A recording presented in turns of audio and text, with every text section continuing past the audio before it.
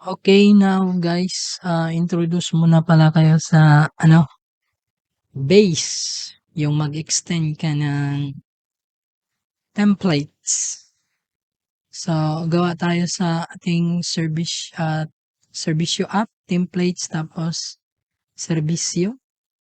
Gawa tayo dito ng base.html. Tapos, change muna to ng HTML. Nag-click pala ako dito ng sa baba, select language mode, tapos HTML, and then para magpadamdam lang ako, maglalagay lang ako ng padamdam, tapos tab since merong emit na plugin ang VS Code, so gagawa siya ng document, and then ito yung base natin nga file, Servicio Publico. Okay, and then I'll just type here H1, tapos Servicio.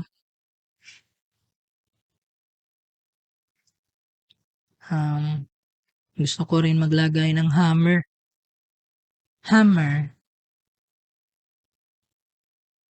Okay, and then an A tag. Lagay din tayo ng A tag para pag-click. So pag-click ng serbisyo, so pupunta siya sa home na route. So ayan, bracket, tapos curly brace, tapos percentage URL. So ang home route natin is galing sa URLs. Tingnan nyo, serbisyo, tapos urls.py. Home yung home route natin. So ang name, so yan yung lalagay natin para pag pumunta siya sa home, yan yung name, right? So pag-click niya ng serbisyo, then siya, automatic siya babalik sa home. Gamit lang ito na code. And then block content. So switch naman ako sa Django HTML. And then block content. Okay. So dito ilalagay yung mga data galing sa ibang template. So yung index natin is tayo dito sa index, mag-extend. So extends, so servicio base.html, tapos block content.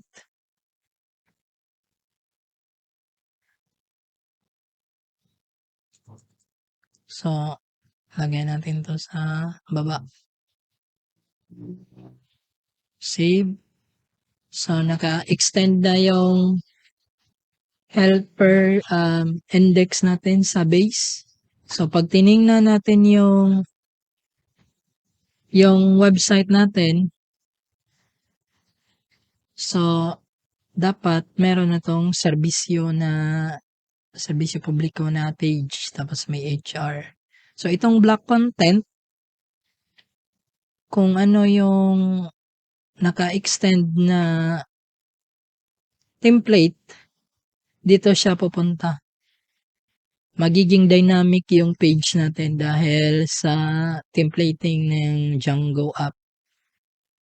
So ito pala yung keyword, block and end block. So type ka lang block content, end block.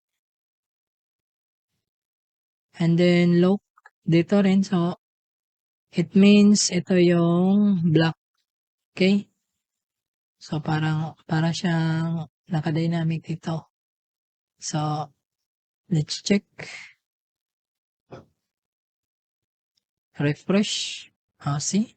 Meron ng serbisyo. Okay? So